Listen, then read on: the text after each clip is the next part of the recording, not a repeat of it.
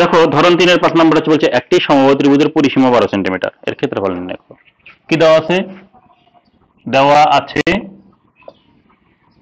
সমবাহু ত্রিভুজের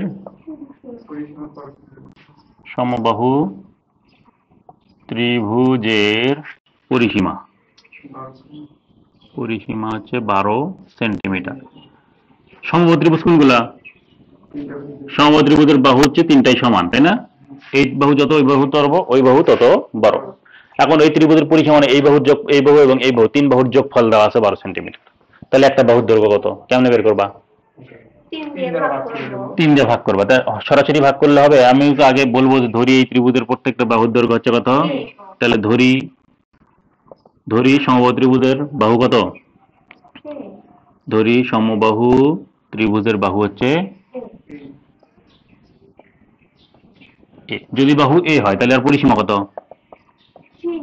পরিসীমা হ্যাঁ তিনটা বাহু যোগফল, তাই না? a plus a plus that is a plus a plus a মানে হচ্ছে 3a। এখন কথা হচ্ছে আমরা আমাদের মতন করে পরিসীমাটা পাইলাম 3a, ঠিক আছে? এখন আমাদের কথা আর ওই তথ্য দেওয়া তথ্য দুটো তো একই কথা। আমরা যে ত্রিভুজটা নিয়ে ভাবতেছি প্রশ্নটা ওই ত্রিভুজটাই দেওয়া আছে। তাহলে প্রশ্ন মতে হচ্ছে এই পরিসীমা সমান, দ্যাট ইজ প্রশ্ন মতে 3a ইকুয়ালস টু 12, তাই না? তাই যদি হয় তাহলে এ কত? 12 ডিভাইডেড বাই 3, দ্যাট ইজ এর মান কত? 4। অর্থাৎ ওই সমবাহু ত্রিভুজের বাহুর দৈর্ঘ্য কত করে? 4 করে। তাহলে 4 4 4। তাহলে এই ত্রিভুজের ক্ষেত্রফল কত? অতএব ত্রিভুজটির ক্ষেত্রফল আমরা জানি সমবাহু ত্রিভুজের ক্ষেত্রফল কি?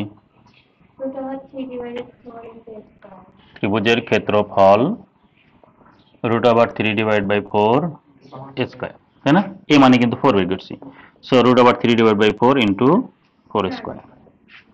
দেখো তাহলে কত হচ্ছে? √3 ইন্টু √3 ডিভাইড 4 ইন্টু 4 3 16, 4 দ্বারা 16 কাটা নিলে 4, দ্যাট ইজ 4√3। আমরা যদি ক্যালকুলেটর দিয়ে হিসাব করি তাহলে যা আসবে তত অ্যান্সার, ঠিক আছে?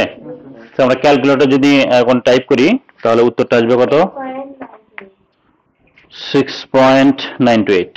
তাহলে সমান সমান 6.928 বর্গ সেমি, এটা অ্যান্সার।